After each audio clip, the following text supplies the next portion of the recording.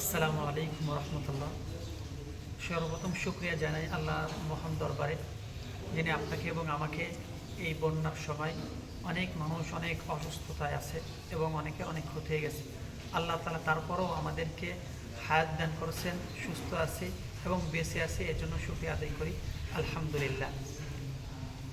আমার এই ভিডিওটি করার মূল উদ্দেশ্য হচ্ছে, বিশেষ করে আমাদের পাইকগাছা উপজেলার অধিকাংশ প্রত্যেকটা গ্রাম অনেক ক্ষতিগ্রস্ত, মানুষের ঘর তলিয়ে গিয়েছে, শহর জায়গা পর্যন্ত নাই, খাবারের কোনো ব্যবস্থা নাই।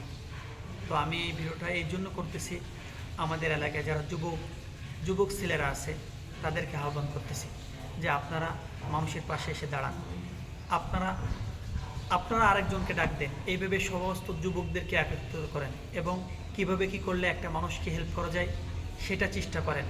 কারণ মানুষ তো মানুষের জন্য। দেখেন, আপনি এই বিপদের সময় যদি আপনি একজনের মানুষের পাশে দাঁড়ান, তো ওই মানুষটা কখনো আপনাকে ভুলবে না। এটা তো আমাদের দায়িত্ব।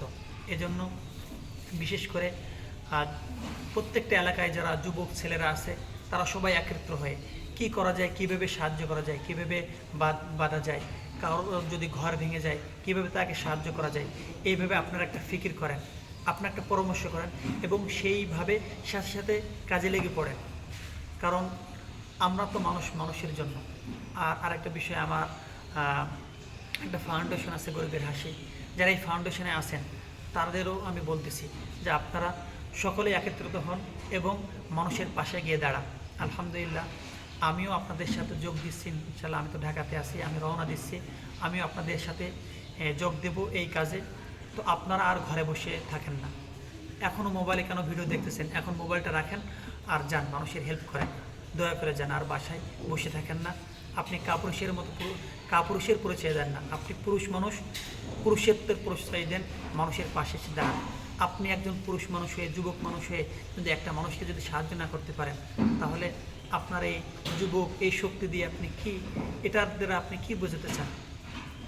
আল্লাহ তাআলা আপনার শক্তি দিয়েছেন, মেধা দিয়েছেন, এগুলো কাজে লাগান। এই দুঃখের সময় মানুষের পাশে এসে দাঁড়ান। সবাইকে এই অনুরোধ করছি, সবাই যে যার জায়গা থেকে সবাই হেল্প করেন।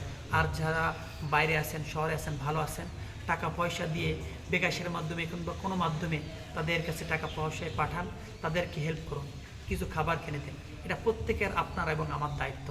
ভালো থাকবেন, সুস্থ থাকবেন এবং সবাই নিরাপদে স্থানে থাকার অনুরোধ রইল। আসসালামু আলাইকুম রহমতুল্লাহ।